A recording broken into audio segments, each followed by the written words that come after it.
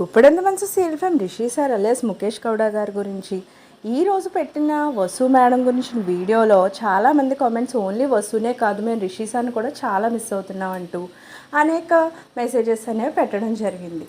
అయితే రిషి సార్ కనీసం ఈ రీసెంట్గా అయితే స్టార్ మా పరివార్లో కనబడ్డారు.